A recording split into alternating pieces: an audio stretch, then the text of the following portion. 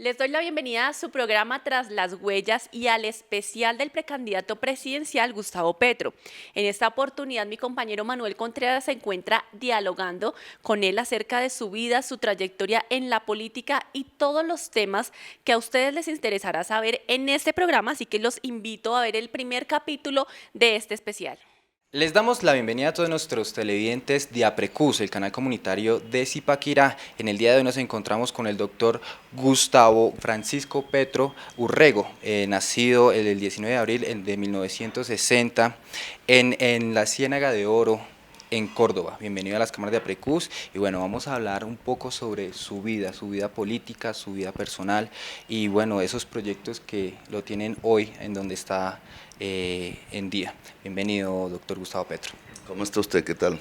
Bueno, primero que todo hablemos un poco sobre la vida que tuvo en el municipio de Zipaquirá. Sabemos que usted vivió varios años en el municipio de Zipaquirá, estudió en el Colegio La Salle, hizo varias investigaciones en el municipio. ¿Cómo fue ese paso por el municipio? Yo llegué allí a los 9, 10 años de edad con mi papá, que llegó a trabajar de secretario en la escuela de varones, se llamaba así, la Normal Superior de Varones, eran colegios nacionales en ese momento. Vivimos en una casita por allí en la calle Octava con novena, entre novena y décima, todavía se mantiene, la he vuelto a ver, he entrado de vez en cuando por nostalgia, todavía quedan algunas cosas dentro. Una casa humilde, digamos, nosotros nunca fuimos una familia pudiente, yo me eduqué, terminé mi escuela, mi primaria, en una escuela pública, que también todavía existe, usted lo encuentra ahí junto a la Normal, que es la anexa a la Normal. Claro que sí.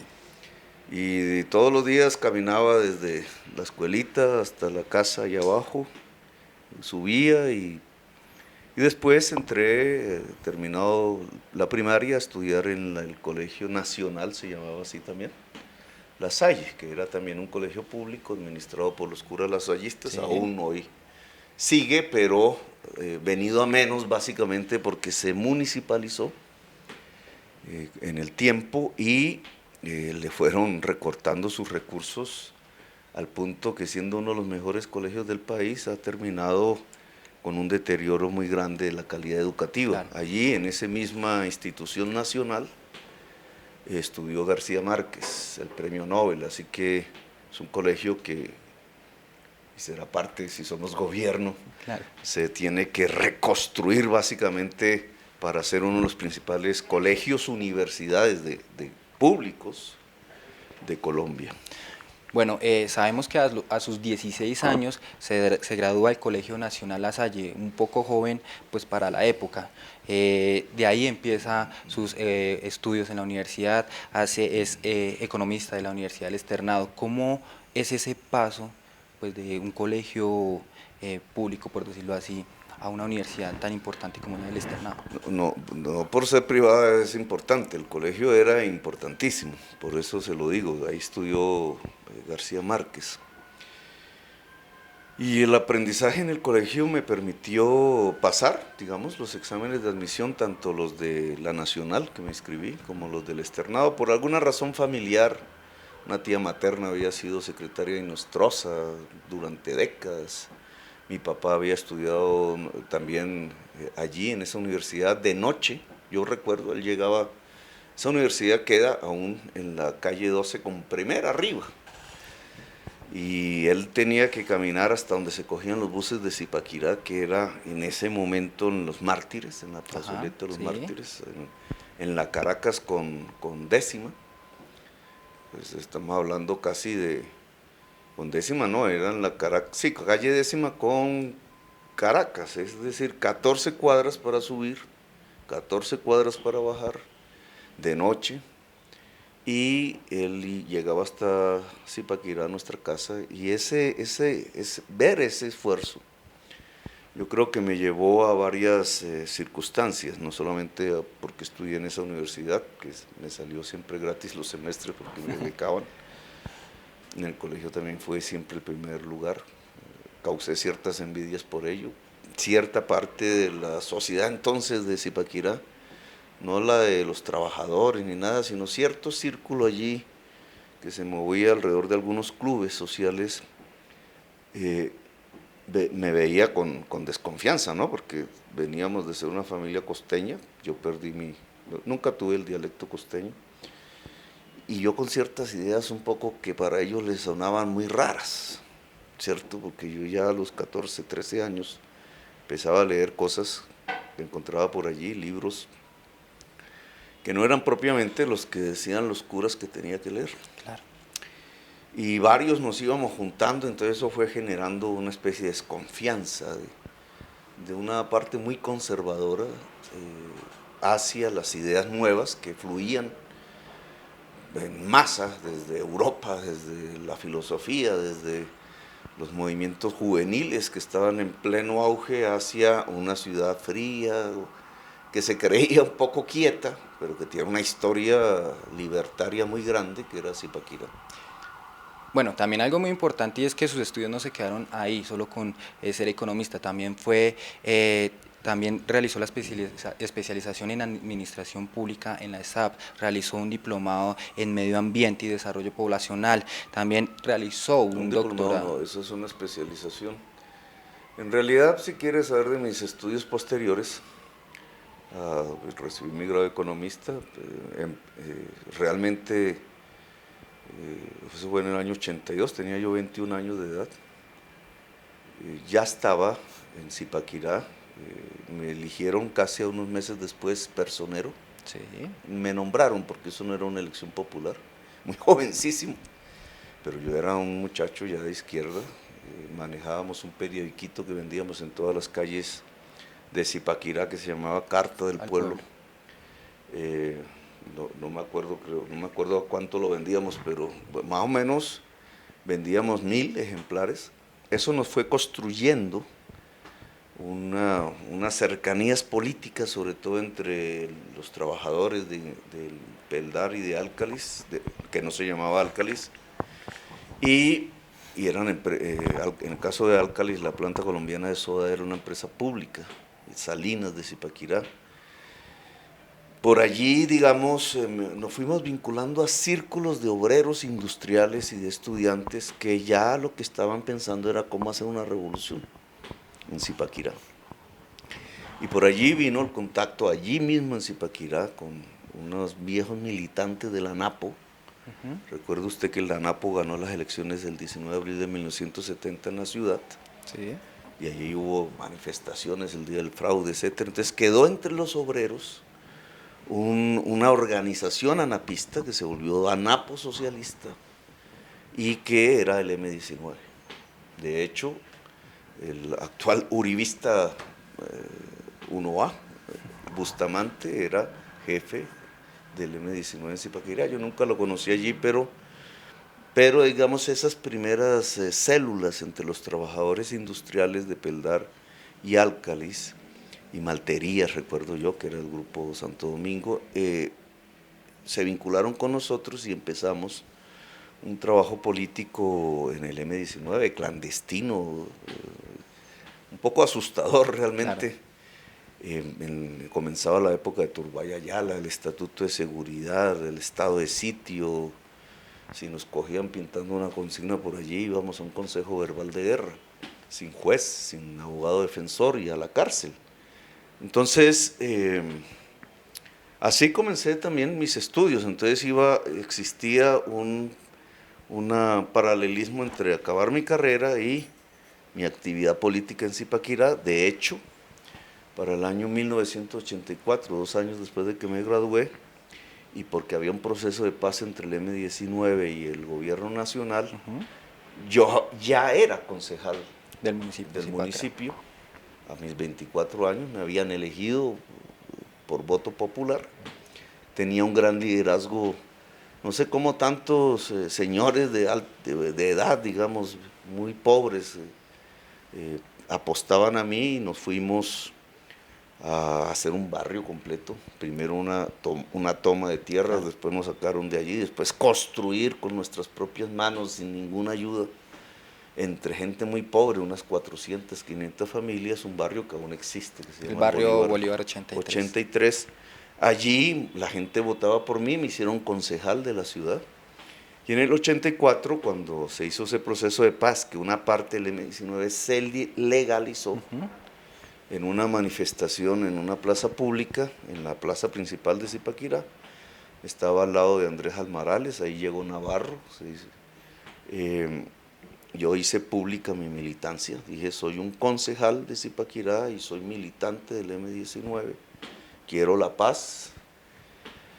Y empezó otro escenario en mi vida muy difícil, y es que al final esa paz no fructificó. Claro. Entonces vino una represión contra todo lo que sonara a M-19. Yo me arrinconé allá en el barrio Bolívar 83, arriba, resistí como unos 2 meses, siendo aún concejal elegido, hasta que un día el ejército me encontró y me sacó a la fuerza, arrastrándome a la tortura. Fui a parar a la escuela de caballería unos meses antes del Palacio de Justicia, allí mismo donde pasaron hechos terribles. Me torturaron una semana y fui a parar a la cárcel. Es decir, de mi niñez de 10 años que viví antes de los 10 en Bogotá y después de los 10 en Zipaquirá, terminé en un sitio que no tenía ni idea claro. Cómo era, que era la cárcel modelo, y me trastearon por diversas cárceles. Siempre tuve el cariño de la gente de Zipaquirá, y pasados los años, muchos años de lo que es la guerra en Colombia, volví en el año 89, 90, ya culminado el segundo proceso de paz con éxito. Y entonces incluso volví a Zipaquirá un poco a recorrer las calles, a mirar los sitios con nostalgia, a ir al barrio, a mirar las señoras que ya habían envejecido mucho, algunas habían muerto. Claro. Y entonces decidí volver a estudiar, que es la respuesta a su pregunta. No con la intención de sacar títulos, debo de confesarlo, sino más con la intención de nuevo vincularme al mundo de las ideas, que la clandestinidad. Yo nunca abandoné los libros, siempre leí, pero la clandestinidad de esos años y la cárcel me aislaron un poco claro. de lo que la juventud de los años 90 y 91 leían. Entonces me fui a estudiar administración pública en la SAP, terminé, no hice el grado, no quise. Después vino, porque fui elegido representante a la Cámara. Sí. Por Cundinamarca, y Zipaquirá me votó masivamente. Si no es por Zipaquirá no hubiera llegado yo al Congreso de la República. O sea, Zipaquirá y otros municipios, Soacha, la Sabana de Bogotá en general, alguna votación importante en Girardot y en Fusagasugá, los pueblos como más avanzados, más cultos, entre otras cosas, lograron hacerme representante. Llegué por primera vez al Congreso. Mi primer debate fue sobre la privatización de la planta colombiana claro. de soda, Álcalis, que efectivamente pues la privatizaron, las salinas. Ese fue mi primer debate en el Congreso, muy ligado al mundo de esa. Cuando salí, me lancé al Senado y me quemé. Sí, y se acabó la ADM-19, que se llamaba así. Y entonces me fui a estudiar otra vez. Y ahí vienen un poco los estudios que usted mencionó. Hice una especialización en la Universidad de Lovaina en Bélgica, una universidad que no es pública, es creo que de los jesuitas, no sé bien, de la Iglesia Católica, es la Universidad Católica de Lovaina. Allí había estudiado el sacerdote Camilo Torres, es una universidad de avanzada, representa lo más avanzado de la Iglesia Católica en Europa. Y pude vincularme por eso muy libremente a ideas que en ese momento estaban ya vigentes, las principales de tipo ambientalista, y ahí empecé yo a recoger esa vertiente que hoy ha determinado mucho de mi política administrativa y de mi política en general. Terminados esos estudios regresé a Colombia en una situación difícil políticamente, no teníamos nada, pues llamé a Navarro a ver si volvíamos a hacer algo. Nos lanzamos a elecciones por Bogotá, no por Cundinamarca, porque se había separado después de la Constitución las dos circunscripciones. Y volví a salir elegido al Congreso con una muy buena votación. ¿Cómo se llamó ese movimiento que habían conformado con Antonio Navarro Vía Wolf? Alterna. La Vía Ese Alterna. era un pequeño, le pusimos ese nombre casi, no. Había acabado de estudiar mi magíster de economía, que tampoco presenté el grado. Inicié mis estudios de doctorado y apenas salí elegido, después de un año de hacer mis estudios de doctorado, me tocó interrumpirlos porque me tocaba viajar a España y dedicarme a la investigación. Era con la Universidad de Salamanca, Claro. y yo estaba ya en el Congreso. Me fui por una vía que en los primeros 4 años fue de debates económicos, pero la gran corrupción económica del país, en la banca, el Banco del Pacífico, el Banco Andino, todo este tema de la urbanización de la Sabana Norte, que es un hecho de corrupción inmensísimo, en el que participan no solamente altas figuras de la política nacional, sino la política local tradicional del norte de la Sabana de Bogotá. Y después me dediqué a los debates durante 10 años para descubrir el paramilitarismo, digamos, las relaciones entre el paramilitarismo y la clase política tradicional, el paramilitarismo que es el ejército privado de los narcotraficantes más grandes de Colombia. Sí. A ese punto también quería llegar. Cuando usted es representante a la Cámara en el año 2002 más o menos, usted habla sobre o pone en ponencia el tema de la parapolítica y la infiltración de los dineros también en la Fiscalía General de la Nación. Es un tema también muy importante y que acoge no solo a la política tradicional, sino a las nuevas tendencias políticas. ¿Cómo es destapar, por decirlo así, entre comillas, esa olla que se estaba cocinando en la Fiscalía? Bueno, al principio fue un poco por azar, ¿no? Porque de uno de los debates que hice de tipo económico, estando en la Cámara, recuerdo yo que fue el del borde norte de Bogotá, no ha dejado de ser un tema.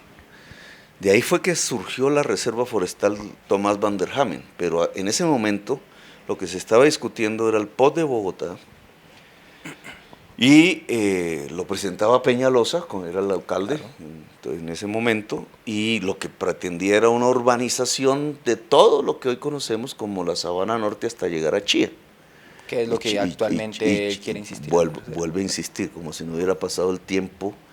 Entonces nosotros nos opusimos, hubo un choque entre la CAR y la Alcaldía de Bogotá en ese momento. La CAR dijo no pueden expandirse, defendiendo el territorio de la Sabana.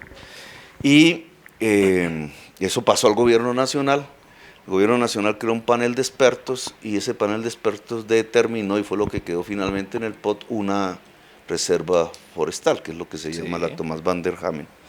Pero permitió urbanización más al norte de la Reserva Tomás, lo que hoy es San Simón. Y los propietarios de esas urbanizaciones eran ni más ni menos los miembros del gobierno de Andrés Pastrana.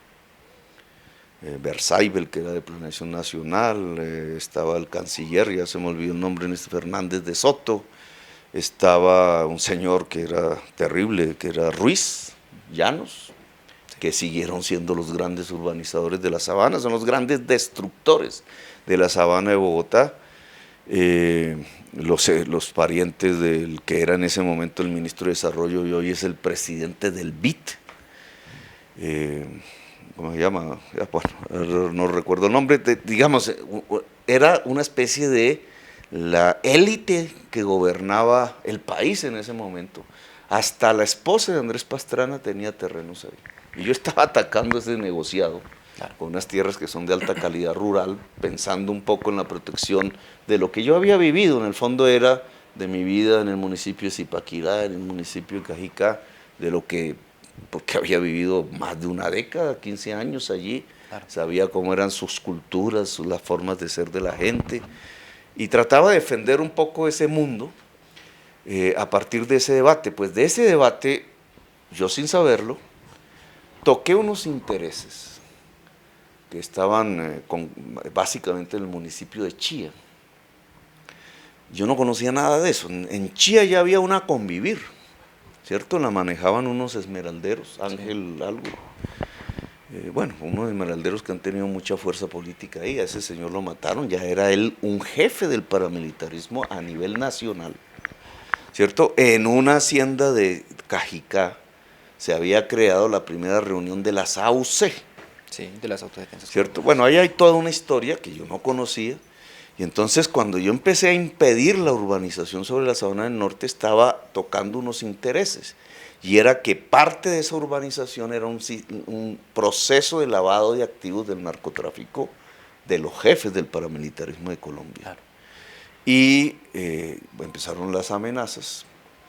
De pronto un día en mi oficina llegó un señor, lo recuerdo muy bien, me dijo, hay una gente que interceptó unas comunicaciones, y era el fiscal general, un señor que se llamaba Luis Camilo Osorio, un conservador canoso, que fue registrador, y Carlos Castaño. Y el que habla de que lo maten a usted es el de la fiscalía. Yo quedé así blanco, ¿y esto qué es? Entonces recuerdo que fui a hablarle a otra señora que ahora es candidata, Marta Lucía Ramírez. Acaban de elegir a Uribe, ¿cierto? Entonces ya era el gobierno electo y a esa señora le iban a nombrar en algo. Entonces yo la busqué, pues yo lo conocía, le dije, mire me dicen esto, yo quiero que usted investigue ahora que va a estar en el gobierno, ¿no? y me diga. Claro. Eso entró por un oído, salió por el otro. Uribe salió por ahí diciendo, yo quiero clonar a Luis Camilo Osorio. Y dije, no estoy en un gobierno amigo, yo voy a investigar como parlamentario esto. Claro que sí. Y entonces me metí en el tema de la fiscalía, cómo era posible que la cúpula de la fiscalía pudiera estar ligada a la cúpula genocida de los paramilitares. Apareció un muchacho, Riaño Maoc, se llama, todo está exiliado en el Canadá, lo persiguieron hasta que en la Corte Suprema los magistrados, estos corruptos, lo condenaron, porque simplemente me pasó a mí como parlamentario una información que era clave. Él era un experto en computadores, gomoso de eso, lo que hoy llaman hacker, pero era un funcionario oficial de la fiscalía. Entonces él cogió todos los celulares que capturaban a los paramilitares que morían o caían presos, ¿cierto? Y cogió todos los teléfonos de la fiscalía, de los funcionarios de la fiscalía, y a través de un programa fácil, porque se le pide a las empresas los números a que entran y salen llamadas de cada celular, hizo el cruce, 326,000 datos salieron en esa época, y ¡brum!, aparecieron ahí en la pantalla del computador cerca de 100 funcionarios de la fiscalía que permanentemente se comunicaban con los jefes del paramilitarismo. Y hice de eso un debate. Y ese fue mi primer debate sobre el paramilitarismo y sus relaciones con el Estado colombiano. La prensa me lo silenció. Incluso recuerdo mucho una revista de un señor que había sido director del DAS en la época que ahora escribe.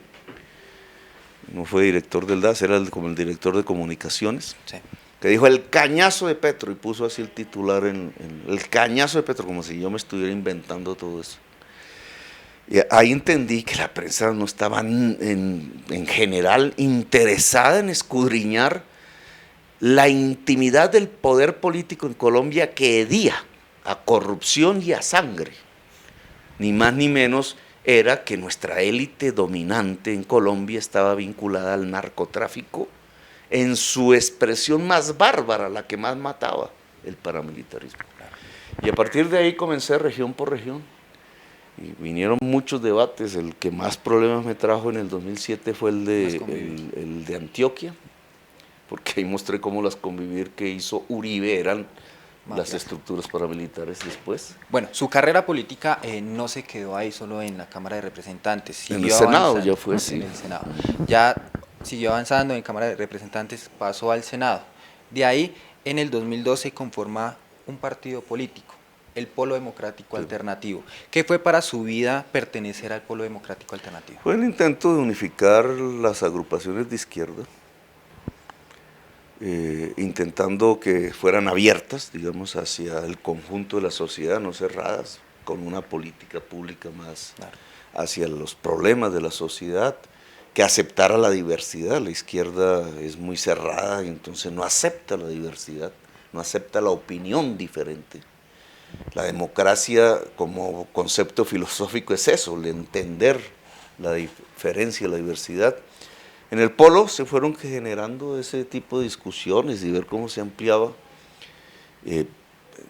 Cumplió una función histórica importante, fue la oposición más digna y seria al gobierno de Uribe, 8 años, gobierno casi dictatorial, y que generó 7, casi, bueno, las estadísticas, pero por lo menos en esos 8 años se generaron 5 millones de víctimas de la violencia. Y todo un tema tan terrible como el de los mal llamados falsos positivos, que ni más ni menos es la actividad consciente de funcionarios del Estado matando jóvenes inocentes Y pasándolos por... para hacerlos pasar como guerrilleros en una cuantía de miles para darle la sensación al pueblo de que estábamos conquistando la seguridad y entonces ganarse los votos populares. Con este partido se logra algo muy importante, ya que usted lo dijo, intentar unificar la izquierda colombiana, que hasta el momento ha sido un poco imposible realizarlo. Tratar también de destapar todo lo que se ha logrado con los de, por decirlo así, una derecha de Colombia, que ha hecho ciertas masacres en el país, económicas, de vidas y políticas. En el Senado pasa algo muy importante, como lo dijo anteriormente también, las convivir. Ese fue un debate también muy importante en el que se logra destapar ciertas o tocar ciertas sensibilidades en algunas personas. ¿Qué fueron las convivir para su carrera política? Las convivir para Uribe, ¿no? Fue el instrumento de la seguridad. Que en el trasfondo lo que significa es que matando gente se consigue la seguridad. Las convivir eran grupos de limpieza social, o sea, todo lo que sonara raro en alguna región, dirigidas por una gente brutísima, ¿cierto? No era por el carnicero por allí, el comerciante que no estudió y que consideraban que el muchacho de barbas o que la niña que se le veía el ombligo, o cosas así, o el que religioso que de pronto tenía otra religión, y fundamentalmente de las personas que se oponían a que su región se volviera mafiosa, narcotraficante, iban matando. Entonces consideraban que eso era la seguridad, que eso se llama limpieza social. Zipaquirá hubo de eso, sí. Y en el norte, y hay. Aún hay. Por eso la tasa de homicidios está creciendo. El proceso corrupto de urbanización de la Sabana Norte de Bogotá no solamente está afincado sobre un sistema de sobornos a la clase política regional, sino matando gente. Los jóvenes que consideran que son drogadictos. Pues eso es lo que existía allí en Antioquia, muy asustados por el crecimiento de las guerrillas y ligados estrechamente al narcotráfico. Digamos, allí eran las propiedades de Pablo Escobar, las propiedades de los Ochoa Vázquez. Sí. Entonces, todas esas haciendas, esos mismos mafiosos organizaban el vecindario para crear grupos de limpieza social. Y Uribe, no hay que ser sinceros, fue el gobierno de Gaviria, generó un decreto para legalizar esas formaciones. Ahí fue que apareció la palabra convivir. Y entonces Uribe, que era el gobernador, de Antioquia, que además era uno de los grandes hacendados también de Antioquia y muy amiguísimo y familiar de los Ochoa, estaba metido, pues su hermano es el jefe de los 12 apóstoles, que es un grupo de limpieza social. Entonces usó el decreto de legalización de las convivir para meter todo eso en las convivir. Llegaron a ser 20.000 hombres armados en Antioquia. Y de allí surgieron todas esas figuras. Mancuso era miembro de una convivir, el señor Mono Leche era miembro de otra convivir, el señor Julián Bolívar era miembro de otra convivir. Bueno, el carnicero que llamaban en Sucre, Cadena, era miembro de una convivir de esas que forjó Uribe. Todos esos personajes que después se volvieron los jefes del paramilitarismo colombiano nacieron allí, en esas convivir que forjó Álvaro Uribe. Eso lo mostré en un debate, sí. Todavía está en internet, el que quiera verlo lo puede encontrar en varios pedazos.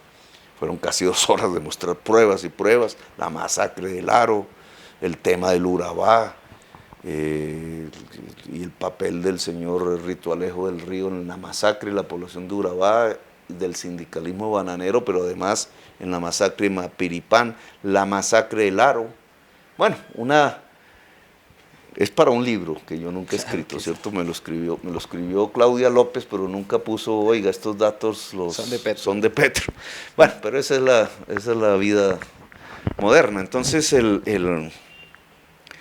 ese debate me trajo consecuencias, digamos, de las que he aprendido cosas. Por ejemplo, Ahí se le empezó a hacer persecución. en vez de volverme popular, en el sentido de que la gente aplaudiera el que yo Claro. me hubiera atrevido a hacer un debate de esa magnitud, y yo creo que todavía no se ha hecho un debate de esa magnitud en el Congreso desde entonces.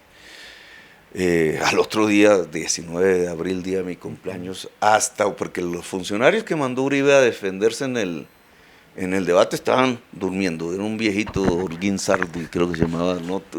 Quedó avasallado con la información, no sabía qué decir.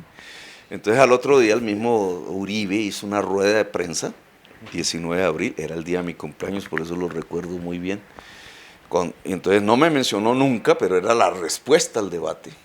Y recuerdo que un periodista, Félix de Bedut, que quizás uno de los primeros periodistas valerosos, llega y dice, porque Uribe dice, y estos señores, sin mencionarme, les hemos encontrado que cuando van al exterior hablan mal de Colombia y hablan mal del gobierno y no sé qué. Y entonces le pregunta a Félix de Bedú, oiga, ¿usted le está haciendo inteligencia a la oposición? Y entonces responde Álvaro Uribe Vélez ahí, todavía se puede ver en la internet. No, eso pregúnteselo a el director del DAS.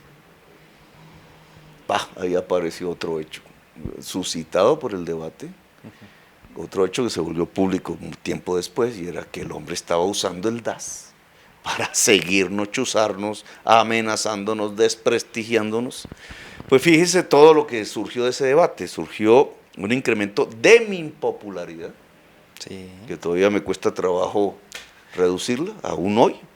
Es decir, a la gente no le gustó que yo mostrara la realidad, ¿cierto? Entonces, en vez de lograr un aplauso por el debate, lo que logré es que la gente me mirara mal en las calles.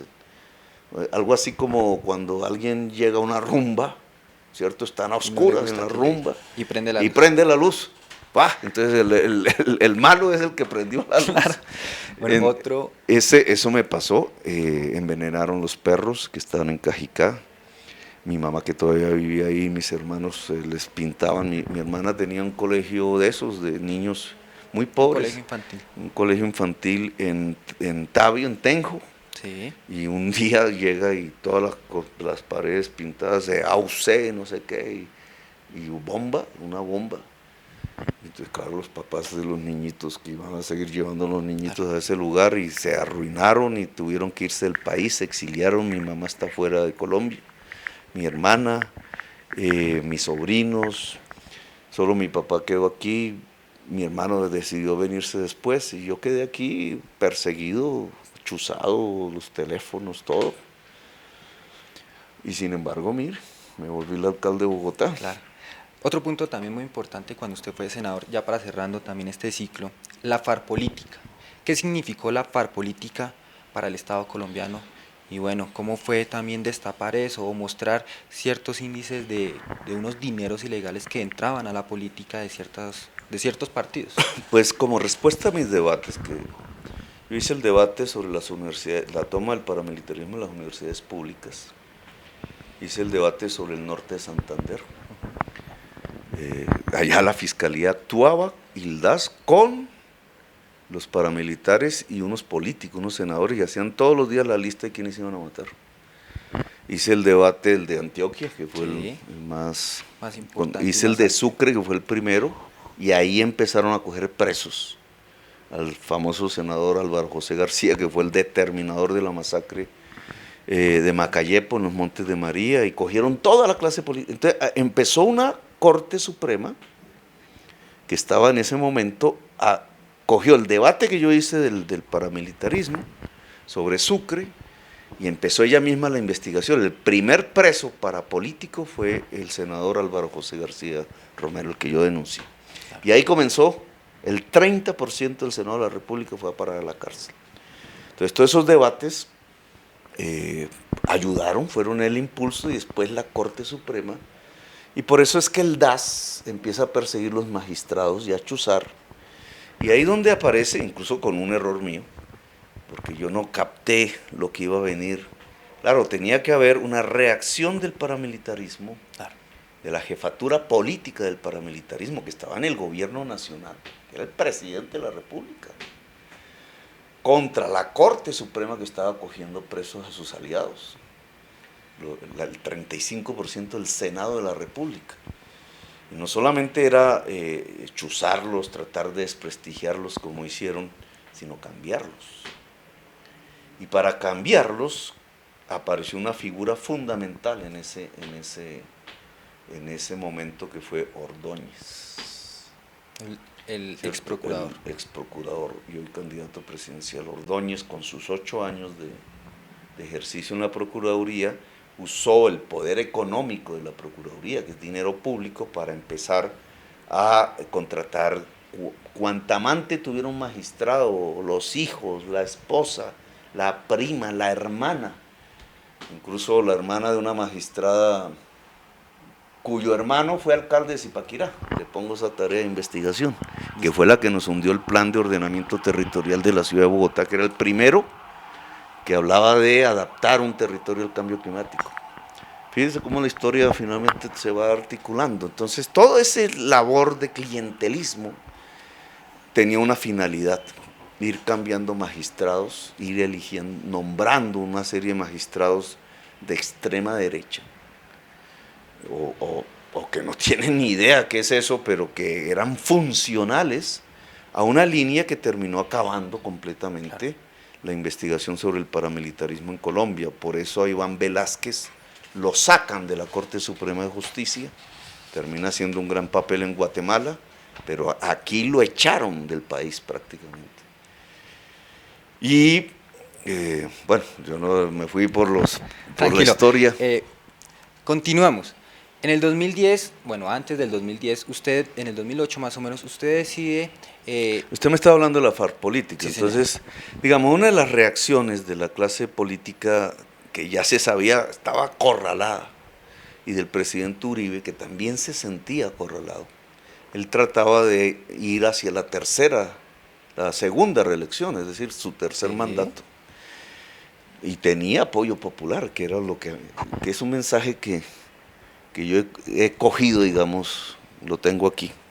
O sea, porque el pueblo apoya a su verdugo, que lo lleva a la baja pasión, digamos, Claro.